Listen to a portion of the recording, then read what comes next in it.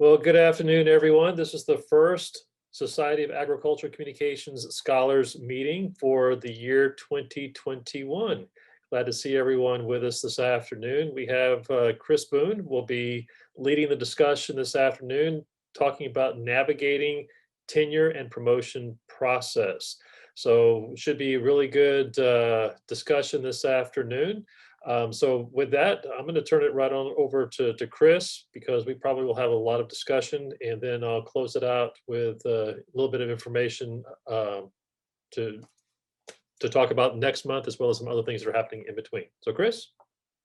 And thinking about what that looks like across the way. And so if you're fortunate enough to have a good department chair, then usually there's some leadership and structure that's in place where advocating for yourself becomes less important. But if you don't have that, or if you're in a department that's pretty diverse, and again, that's something I think that I had to learn at Kentucky. I really liked my department chair. He was good at some things, but not good at others. And so thinking about, okay, if he's not good at this and good at helping me with X, whatever that is, then how do I figure that out for myself? And so part of it is, if your department doesn't have a structured mentoring program, then figuring out who you want to serve as your mentors, and thinking about who you want to surround yourself with. And it doesn't have to be people from your discipline. My two mentors were not in my field. They were both rural sociologists, and I learned so much from them. Again, connecting to trajectory and impact, they forced me through my interactions with them and reading my narratives over and over again. They forced me to think about how I explain what I do to somebody who has no idea what I do. And that's really important when you're putting together a dossier, because once it leaves your department, then it's going to be people who don't necessarily have a clear idea of what you do and why you do what you do. So that's something to think about, is to think about what are the ways that you can advocate for yourself. And I think one of the best ways is not to wait for a mentoring structure to be laid upon you, but for you to figure out what mentoring structure you need, what you need. The other part of that is finding people outside of your institution. Sometimes those are folks from your PhD program and the like, but you need different mentors to help you with different aspects of your career. And so thinking about how you surround yourself with those people who can help. But when it comes to advocating for yourself and pairing that with that mentoring concept, being able to have somebody who can either one, help advocate for you, or can teach you the culture of where you work, that can help walk you through how best to do that. Say this, but don't say this. Start with this person, to help you with the maneuvering the culture, maneuvering the personalities that are in your department in college to kind of make that work. And again, I'll reiterate what I started. For those of you who have PhD students, that's one of the best gifts that you can give your PhD student, besides the wonderful training that you're going to give them, is to teach them how to advocate for themselves as graduate students and then later as faculty. So I will stop there, Kris, and because there are other things I could definitely say. Yeah, I want to go into a couple of maybe this is a widespread mentoring thing right now, but one of the conundrums we have as faculty is service. And I kind of want to look at that, because I think it'd be good to hear your views on what you should say yes to, what opportunities you should say yes to. And let's start by talking about the ones that happen from the assistant to the associate professor. All right. Well, this was one of the hardest things for me. And, having a mentor who's someone like Emily Buck, who is always in charge of everything, and we're all better off for it. It can be a little bit challenging to learn what to say no to. When I came in, one of the pieces of advice that I was given as a new assistant professor was, think about what, and we keep saying this word trajectory, keep thinking about what your trajectory is going to be as you're moving from assistant to associate. What are some of those sort of low hanging fruit type service roles that you can take on that will look good on your dossier, that will and also benefit your program. Those are the things to absolutely say yes to. So for me, it made a lot of sense to come into the department and start helping to advise our ACT chapter. So that was something I took on to help Emily. It was a great opportunity to get to know my students. It was a great opportunity to engage with them outside the classroom and to get a better feel for what they wanted and what they needed out of the program. And so that was a sort of a no-brainer. As I moved through the process and got a little bit closer to, putting my packet in for P&T, I started thinking about, and I know I had some conversations with Emily and Tracy about what are some of the things you can do outside the department that might make you a little bit more visible, knowing that some of the folks that you're going to be working or that who are going to be reviewing your work are people outside of your department. And so I had opportunities to join the College Academic Affairs Committee, where I got to interact with faculty from lots of different programs and administrators in our college. And that was also something that was really valuable to me because I learned a lot about the way that the academic side of the college runs. And I got a lot of face time with the folks who at some point might be voting on whether or not I was worthy of being named an assistant or an associate professor. And so it's sort of, for me, the same mentality kind of applied to my external service. So service with organizations. What are some things that are close to home that I can do as I sort of build my trajectory toward, bigger service roles? So it might have been, vice chair and then chairing a committee for a regional AAAE conference. And maybe then it was moving up to chairing, a committee at the national level. So what are some of those things that you can do that are valuable to you, valuable to your community and to your department and maybe even to your college, but that also aren't a burden on your ability to do your job and to do your job well. So for me, I sort of thought of it as sort of a scaffolding exercise where here's where I can start contributing to the well-being of my students and my program. Here's how I can start contributing to the department. Here's how I can start contributing to the college. And then sort of the same mentality applied to the way that I accepted service positions outside of Ohio State and looking more toward the profession. So those were some of the things that it was recommended to me, some of the things that I really took to heart and that I found really valuable. I like that comment about scaffolding. Emily, can you talk about going from associate to full? Yeah, definitely. And I think some of that applies as well. My biggest advice to all of you is we're in small programs for the most part. And there's a lot of committees at the department level, and there's a lot of committees at the college level, all looking for representatives from your department. So it's really important at each level that you're working with your chair and you have somebody to be, as Tracy would always say to me, the bad person, and say no and help you say no to things.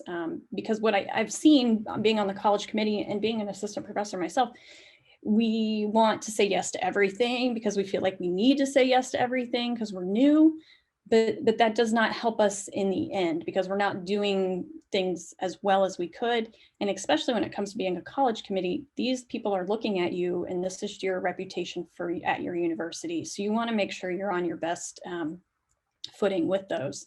So I think knowing what to say yes to and no to is important, and being okay with saying no to things, and having that mentor is huge. Moving up to associate to full, I think Annie really hit the nail on the head. When you're going assistant to associate, you're looking at the department level, maybe some college. As you go from associate to full, they're going to be looking at you. Are you active and higher in the college and doing things? And then are you dabbling at the university? You don't need to be on, leading faculty senate for the university as an associate professor, Annie. I'm teasing her. She learned bad from me, but that it's that trajectory. Are you setting yourself up to be able to do that? And are you, moving yourself into a a role in your professional associations. You know, think about it, takes 3 years to go from secretary to chair of your professional association. So maybe when you're getting ready to go up from assistant to associate, you get that secretary role, knowing that when you're an associate, you are going to be chair, and then that's going to help you move through the professorship. I think we all play the timeline of journal articles when we go from grad student to assistant professors, but we could play that timeline with our service as well. I think, you know, and again, just don't be afraid to say no. We see too many, especially young faculty, overwhelm themselves with service. I've said that to many in our department and outside of our department. That is not where the big time is spent when it comes to those meetings on your packets. They're looking at research, they're looking at teaching, and we just want to see that you're being a good citizen of your college or your department. You don't need to be, you're not going for prom queen here. So you don't have to say yes to everything. Kris, can I add Yeah. something to that? Please do. I know. How do I follow up? with Prom king? queen? Yeah. I was fair king, but never prom king. All right. But so a couple things from what Annie and Emily said that I think are really spot on. I think one, think about like, what's the return on investment? And that's really an impact question. Like, are you going to sink all of these hours into this thing that's not going to translate into something that somebody's going to see as impact? And sometimes, yes, we need to roll up our sleeves and help our colleagues out and do some things. You know, some of that is important, but really that's one of the questions to think about is how does that translate? Having spent more time with our departments and faculty across the college, and Emily would probably attest, I would think that the packets that come out of our kinds of departments, the communication, education, leadership type departments, the service that comes out of those going to associate professor rivals those who are going to full professor. We tend to pass service down really hard in our profession, very broadly speaking, whereas I think other professions do a much better job of protecting their faculty in this regard. And I don't know what that, we could postulate where that comes from or what that looks like. I have some ideas of my own, but for some reason we pass a lot of leadership and a lot of expectations down to our assistant professors that just aren't there for other departments in the college. And so some of that looks great in terms of the dossier, but ultimately they're going to go back to these other sections like research and teaching, and see what your contributions and your impacts and your trajectory looks like from that standpoint. So learning how to say no, or finding people that can help you say no, or finding people that can help you again maneuver and manage the system to be able to say no or be able to say yes to the things that can be really impactful, I think is really, really important.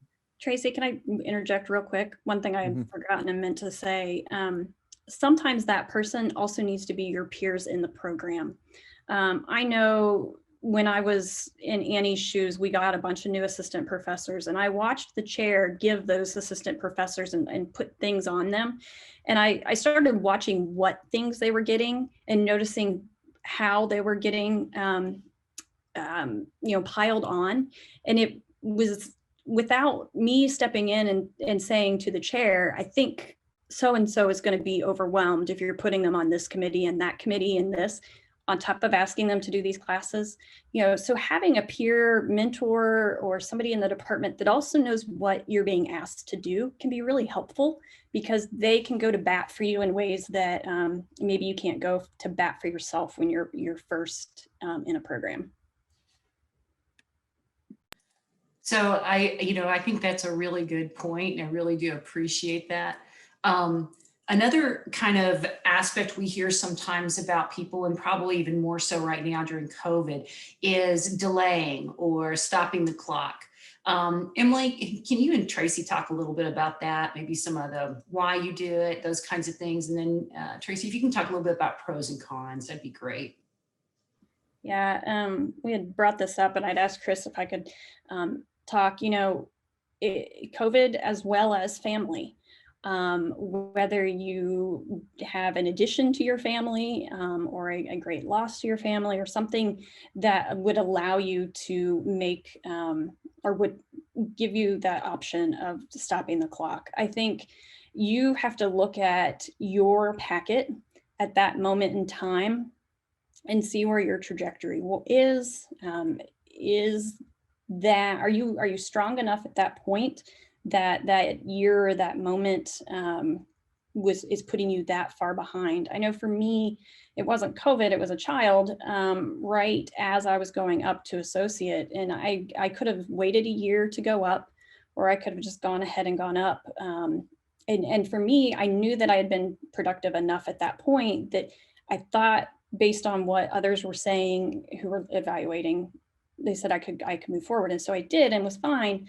But I think you need to, at that point, really lean on those around you, the senior faculty in your program, your department chair, and maybe even a friend or peer in a different department in your college to give you some feedback on, are you set up enough? And have you shown that trajectory enough at this point that you can you need that pause, or you don't need that pause? And I would say, do not be upset. For our institution, faculty were allowed to decide that they wanted to take a pause for COVID. It could take 1 year, and Tracy can explain that a little bit more. But in talking to people, it's being honest with yourself. Do you need that pause? And do you need that pause for a mental break to make yourself feel okay? Because I think for me, having a kid, the biggest thing was I lost productivity. And so I started to feel bad. And that, mental game of what Annie touched on, in your mental stability and your happiness, and you start putting worrying, I didn't do what I was supposed to do that year. And that's okay. That is why that pause in the clock is there. And there's the stigma of, oh my gosh, they stopped their clock. Well, it's there for a reason, and use it if you think you need to use it. If it's going to stress you out and make it worse for you, it's not worth it, right? What's one more year? And I'll let Tracy talk about sort of the logistically the pros and the cons of that. But and I know some people are like, I just want to get it done, and that's where I was at. But you need to make sure that you're going to be okay with that. One of the things I want to pick up from what Emily was saying is timing is one of those key issues. And so she was talking about at the end of that cycle for that first big P&T action from assistant to associate. Sometimes that is part of the equation, right? Like, if you're thinking about, if I take my extra year, will that actually hurt my trajectory? And I think you heard Emily talk about that concern of, actually, my packet's strong enough, the people around me are telling me my packet's strong enough. It actually is a stronger case if I go up this year versus if I feel like I have to re-ramp some things up because I had to take this year. So timing is definitely a piece of the puzzle. I would say Ohio State's pretty generous about how we look at stopping the clock in comparison to some other places that I've been. So definitely having a sense of what your university and college's culture around stopping the clock looks like. I think it's always important to keep in mind that stopping the clock can be a really powerful tool, and at the same time, it can be a tool that sows seeds of inequity, especially we know that it disproportionately affects women. And so that's something that we also have to keep in mind with this as well. And I know that that's been a part of some of our conversations at the university, because when COVID came, our university said, like, almost right off the bat, like, you can take your year, it's pre-approved, you just need to submit the paperwork, which is really short, and that's it. So you could submit it. And I encouraged the junior faculty in the college to do it, because at least here, they could always choose to go up early. And so it's nice, even if just mentally you're like, I don't think I need it, but knowing I have it gives me that breathing room to take stress off. And so sometimes I just recommend taking it just to have it. You don't always have to use it. But again, make sure you understand your rules on how that works for your particular institution, if that actually does like make you wait another year, or if you have that flexibility. So make sure to have that conversation with your department chair to make sure you understand how that kind of looks and works. So again, I think it can be a really, really helpful, really powerful tool to help you and help you in your stress, but also it's one of those things that can be a tool toward inequities, especially with your salary. It puts you off from maybe potential raises that come with that promotion. And so that's also a piece of the puzzle. So, but again, listen to your faculty mentors around you. That's a really important piece of the puzzle. I'm very hesitant about telling a faculty member to kind of shove their case forward when the people around them are iffy, because there's risk associated with that. So I'm going to switch gears just a little bit here. I'd like to spend a little time about talking about what's really important in an ag communication faculty members packet, if we can, because we all know that there's, in many professions, in our disciplines, people are continually improving their teaching or research skills or things like that. But then we also have that professional skill development that we have to stay on top of. So I was just wondering if you guys, and I know that's kind of a specific thing with AgCom, I was wondering if you guys could share some other things that you think are very important with AgCom and how that might relate to the DOS. So you want to go first, Amy? Yeah, just a couple of quick ideas. As Kris mentioned, I think that anytime you have a chance to flex your professional skills a little bit, those are great things to include. Anytime you're doing external outreach, anytime you're doing workshops, anytime you're doing your own sort of personal skill training. I know a lot of us like to go to Adobe Max and do other trainings to make sure that our skills are staying honed. I think that's really important. I think it's also important to include those elements that are very specific to what we do. So for example, one of the things that I always report is the amount of advertising sales that our magazine brings in every spring semester, because that's something that, maybe in a year where grant funding wasn't, on offer to the extent that I might have wanted it to be, that's still $10,000 to $15,000 that I am bringing in to help support my students and help bring in GTAs and things like that. So I think being able to identify those sort of unique things that you do that are specific to you as an AgCom scholar and professional can be really important and really impactful. The thing I would add, sadly, I figured this out when I was sitting on the college's P&T committee, watching other people's packets come across, animal scientist faculty putting into their packet publications of videos they made about ear tagging a lamb. And it dawned on me, why was I not putting every tutorial video that I build for class on my Vita? Think about what we're doing for our students. You're continually building, especially right now, if you're teaching any of these production classes, you probably are making some videos and doing some creative works to help your students understand how to do things. That's work that you've put in. For me, I post mine on YouTube.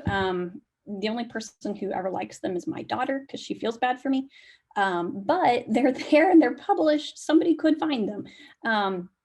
So, don't forget about some of that creative stuff that we do. Whether, Levy, I know you do a lot of videos. Some of them may be, your extra work outside of the university, but some of them, if it's got an extension slant to it, consider putting those kinds of things in there if you can make that connection. Because I think a lot of times we just, oh, this is what we do because we're in communications, and we don't realize that, oh, what we do takes a lot of time and is specialized to us. So are you writing an article for a paper? Are you judging the Livestock Publication Council's photo contest? All of those little things that we do and we don't really think about can really add up into our Vitas and show your specialty areas. As someone who's not in ag communication, but was a department chair of some really great ag communication faculty, the thing that I will add is thinking about your strategies for external reviewers and thinking about what that means for your department's culture.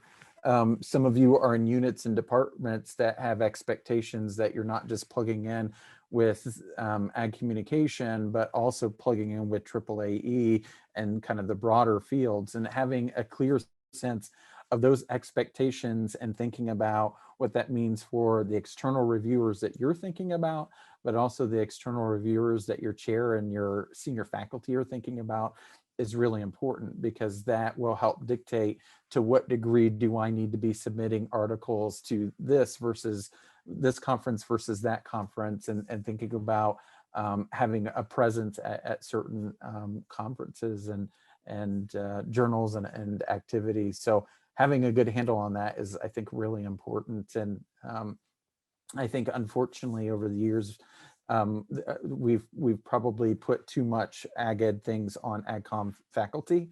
And so I think that thinking about that and being aware of what maybe some leftover cultural things is important. Well, with that, we may have time for a few questions, and I wanted to open that up. So I knew this hour was going to go fast, and it sure did. So. All right, if you have a question for Kris or for one of the panelists, feel free to unmute and bring that up or put it in the chat box. And while I'm filling time, I'll go ahead and ask Annie. She shared with us something that was really helpful for her in being able to communicate her research agenda and theoretical base. Oh, yes. So I'm not sure if anyone else on this call was in the Omega 2 cohort through AAAE a couple of years ago. But if you had an opportunity to do that, one of the activities that we did was to create sort of a visualization of our research agendas. So of course, this means I got out Adobe Illustrator and started putting shapes in and arrows all over the place and adding captions and all sorts of nonsense. But that exercise of having to put together something that depicted visually the research that I do was a great help for me, especially when I was getting ready to write my research narrative for my dossier. Being able to identify specifically, these are the types of theoretical frameworks that I like to work with. This is the type of research I like to do. These are the big overarching questions that I want to answer. And this is sort of how all of this fits in together. And I think being able to demonstrate and explain how your research is sort of functions as a cohesive unit helps make it a lot more palatable, even to bench scientists outside of our field. So you get a chance to do something like that, putting together sort of some type of picture representation of your research, I think can really help with that activity, whether it's trying to share that visually or trying to share it in narrative form.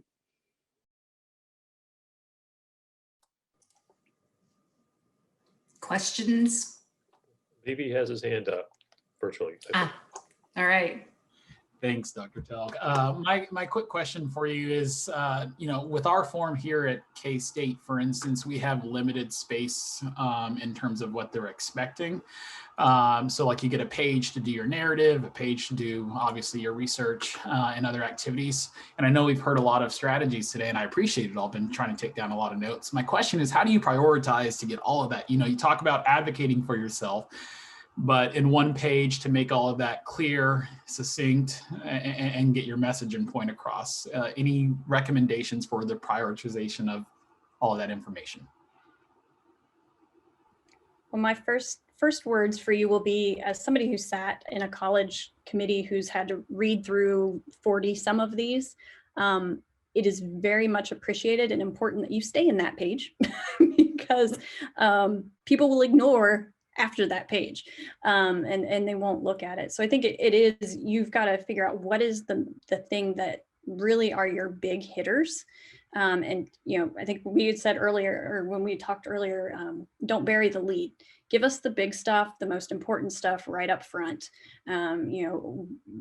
Be willing to say, I had this many journal articles and this many, in our premier journal, making sure that those big things are up front. I know for us, we can do tables and things right now.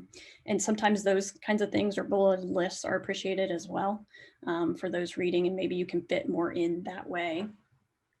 Tracy, Annie, you have an idea? Don't repeat what's in bulleted lists. That's, Emily talked about reading dossiers. I get to read all of them. And so the thing that's just like, don't repeat what you've got bulleted and what you've got listed. Really synthesize, boil it down to the numbers, and then think about layering what's the impact of those numbers. What do those things mean? And I think that's a good, just at least in starting, putting your pieces together, that's a good boilerplate to start thinking about is, here's the summary, here are the numbers, now here's what they mean. And starting your narrative around kind of that basic formula is usually a good place to start. And then again, working with your mentors to prioritize, like if you can't fit it all in, because we have similar restrictions at Ohio State, or we're supposed to have similar restrictions if our system can count words sometimes, that we're supposed to kind of limit things down a little bit. So having somebody to help prioritize, no, this is the thing you need to lead with, this is the thing you need to start with, is really important. Can I ask a quick follow-up to that? When you're asking, or when you said don't repeat the bulleted list, I'm assuming you're referring to the bulleted list that we would be providing, not what they're wanting to see in that section, correct? Correct. Okay. And with that, I'm afraid we're going to have to call into this discussion. I do want to thank everybody who participated today. Thank you for the panelists. Thank you for attending. Just to let you know, next month, February the 22nd, is Laurie Baker from here at University of Florida talking about managing an extension appointment with a teaching or research or both appointments. So that's coming up on February 22nd. Now, in between time, we have the National Agricultural Communications Symposium. That'll be next week, February 1st and 2nd. And we also have the Southern Region AAAE meeting coming up as well the following week. So many of us are going to be involved in one or both of those activities. So I definitely would recommend that you participate if you haven't already signed up, registered for either one or both of those events. It'll be virtually held this year, of course, because of COVID. So please do join, even if you're not presenting. There's gonna be a lot of good discussion, a lot of good interaction and fun during all the different hangout sessions as well, just to kind of network and have a good time. So hope to see everybody over the next couple of weeks at the different activities. And if not, definitely hope to see everyone next time on February the 22nd. Thank you all very much, and bye.